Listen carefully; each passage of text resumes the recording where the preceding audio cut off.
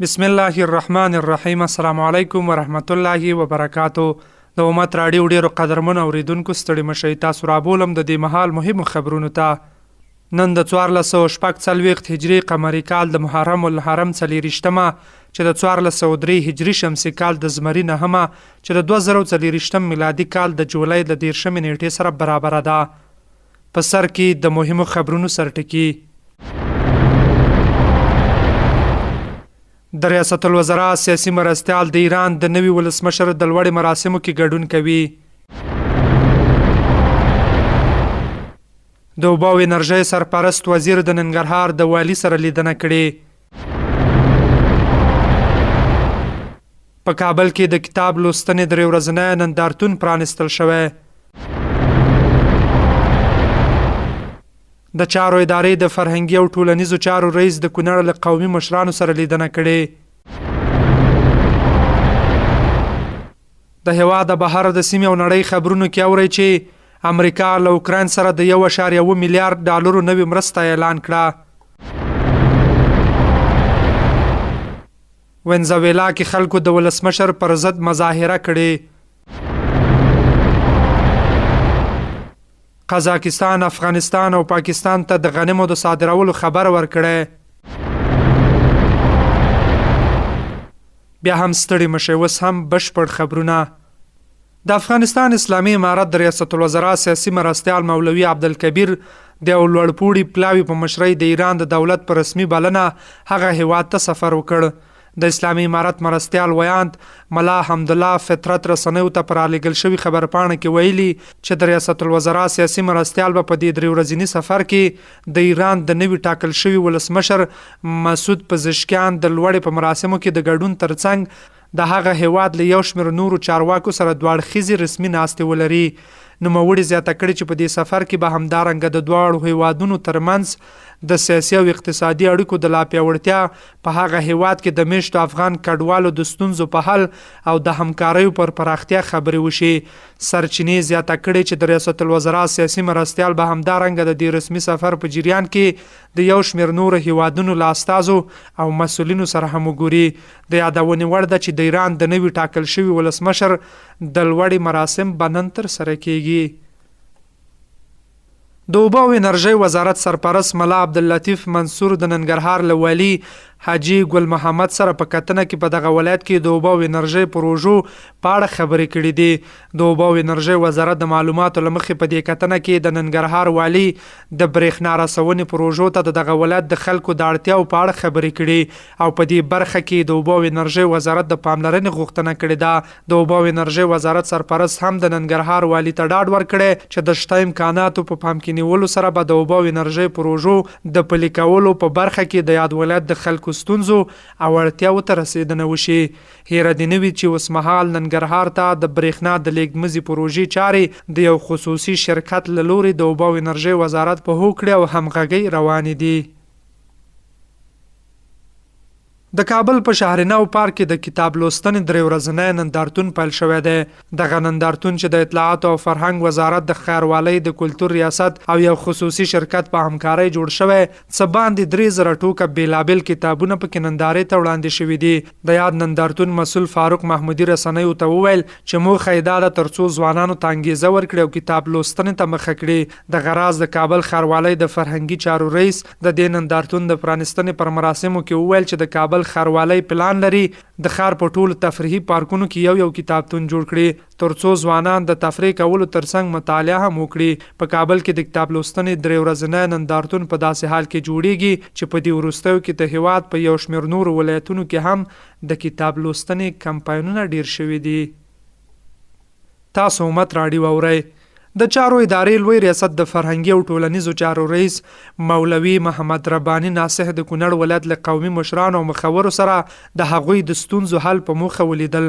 دغه غونډه چې د چارو ادارې لوی ریاست د غونډو په تالار کې جوړه شوې وه، د فرهنګي او ټولنیزو چارو مرستیال نور محمد حیدري وویل د چارو ادارې لوی ریاست د امیرالمؤمنین حفظه الله دفتر دی او له دې لارې د مشرتابه مقام ته د امارتي ادارو او ولس ستونزې د حل لپاره وړاندې کیږي. په غونډه کې د کونړ کونړ ولایت قومي مشرانو په دغه ولایت کې د کلینیکونو، ښوونځیو، د ودانیو او په ښوونځیو کې د استادانو کمښت د خپلو ستونزو په توګه یاد کړل او د دې ترڅنګ د کونړ په سیند د بندونو، د سمنټو نجارۍ او د کاغذ تولید د فابریکو او د سړکونو جوړولو غوښتنه وکړه.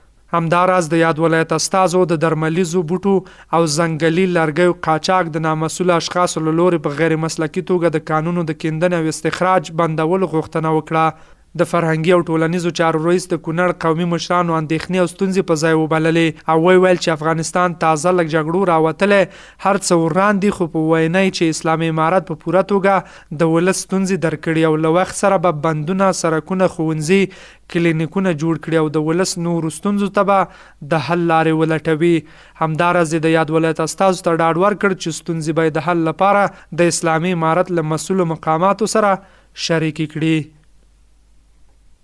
هلمند کې د 2 رغنیزو پروژو چارې پیل شوې. د هلمند ولایت د ښاروالۍ مسؤلینو خبر ورکړی چې په دغه ولایت کې د 15 میلیون افغانیو په لګښت د 2 رغنیزو پروژو چارې پیل شوې دي. د یاد ولایت د ښاروالۍ ریاست مسؤلین وایي چې دغه پروژې د یاد ولایت مرکز لښکرګاه ښار په 2 درېم او 8 ناحیه کې د ښاروالۍ په مالی ملاتړ د 1918 متره ګلدان او دغه راز د 1418 متره پلې لارې د جوړولو چارې پیل شوې دي. د مسؤلینو په خبره د دې پروژو رغنیزې چارې به د 3 میاشتو په موده کې بشپړې شي. او له هېواده بهر په بهرنیو خبرونو کې به واورئ